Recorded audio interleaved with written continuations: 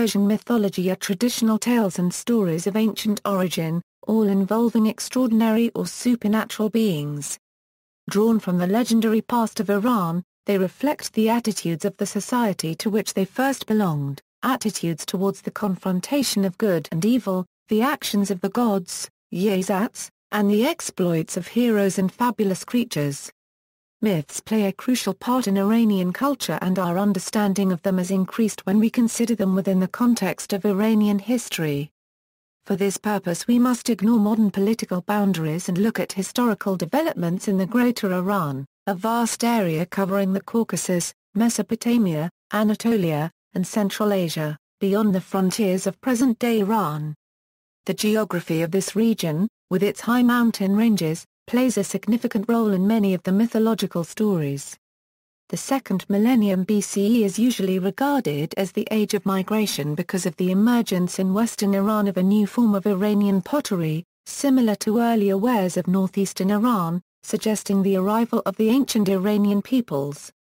This pottery, light grey to black in color, appeared around 1400 BCE.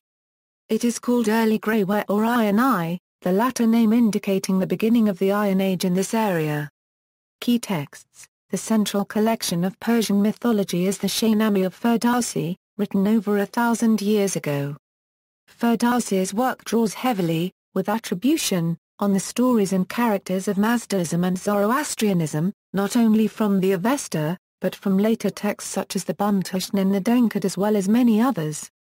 Religious background: the characters of Persian mythology almost always fall into one of two camps.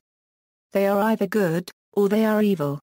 The resultant discord mirrors the nationalistic ideals of the early Islamic era as well as the moral and ethical perceptions of the Zoroastrian period, in which the world was perceived to be locked in a battle between the destructive Ahriman and his hordes of demonic Jews and their un-Iranian supporters, versus the creator Ormuzd, who although not participating in the day-to-day affairs of mankind, was represented in the world by the yazats and the righteous Isle of Iranians.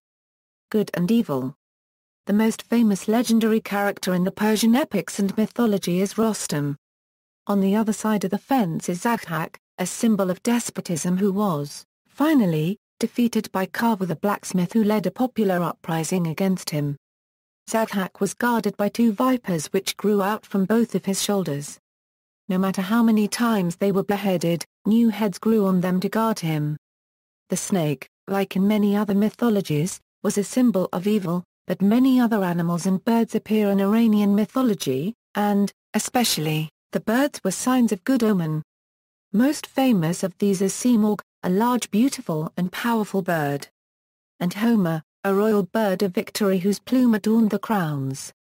Peri, considered a beautiful though evil woman in early mythology, gradually became less evil and more beautiful, until the Islamic period she became a symbol of beauty similar to the Houris of paradise. Gallery. See also, Iranian mythology, list of articles related to Persian mythology, Persian folklore, Persian literature, Proto-Indo-Iranian religion, Zoroastrianism, Armenian mythology. References: Iran Almanac and Book of Facts 1964-1965. 4th edition, new print. Published by Echo of Iran, Tehran 1965. External links: Iranian mythology by Albert J. Karnoy, Indo-Iranian mythology, Iran Almanac 2006.